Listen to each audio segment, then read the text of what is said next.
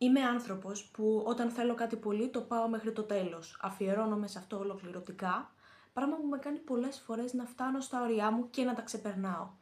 Η σκληρή δουλειά μου έχει βγει σε καλό, δεν θα πω ψέματα, αλλά όταν έφτανα στα όρια μου, πάθαινα κοπώσεις, τραυματισμούς και δεν είναι μόνο η σωματική, αλλά και η ψυχική κούραση. Η αιτία που φτάνει κανείς στα όρια του είναι ψυχολογική κατά κύριο λόγο. Τώρα θέλω να έχω ισορροπία και δεν με νοιάζει να γίνω πετυχημένη. Η μόνη μου επιτυχία είναι να κάνω μια δουλειά που αγαπάω, να αγαπάω τον εαυτό μου και τη ζωή μου.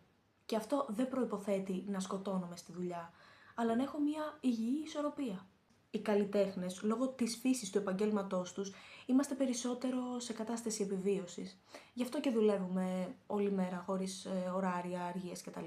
Πίσω από αυτό όμως κρύβεται μια ολόκληρη κουλτούρα του σκληρά εργαζόμενου που είναι τοξική. Δεν μιλάω για μισθούς, οικονομικά προβλήματα, δουλειές. Δεν λέω για το άμα δεν δουλέψω δεν μπορώ να βγάλω το προστοζήν. Εννοώ για την νοοτροπία που υπάρχει σε σπουδές, δουλειές, ακόμα και σε χόμπι. Ότι αν δεν ξεσκιστείς τη δουλειά, δεν είσαι αρκετός. Μιλάω για την ψυχολογική διάσταση. Όταν το έχουν άνθρωποι καμάρι να φτάνουν στην εξουθένωση, να ξενυχτάνε, να κουράζονται, το βρίσκω προβληματικό. Με ένα καμάρι μου είναι που πλέον μπορώ να προστατεύσω τον εαυτό μου από τέτοιες βλακίες. Θαυμάζω όσους κρατάνε την ισορροπία, όχι όσους αυτοκτονούν με την τοξική υπερπαραγωγικότητα. Και αυτό το μήνυμα είναι από κάποια που έκανε αυτό το λάθος και δεν της βγήκε σε καλό.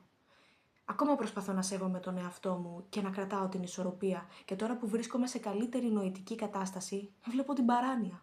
Μας έχουν πει καθηγητές πως οι καλλιτέχνες πρέπει να φτάνουν στα όρια τους, δηλαδή να δουλεύουν άρρωστοι, τραυματισμένοι, κουρασμένοι. Και εγώ διαφωνώ να έχουμε αυτό ως πρότυπο. Ναι, είναι μεν συγκινητικό όταν, για παράδειγμα, ο Φρέντι Μέρκιουρι είχε AIDS και τραγουδούσε φοβερά πάνω στη σκηνή, αλλά γιατί να έχουμε αυτό ως πρότυπο, χάνουμε το νόημα.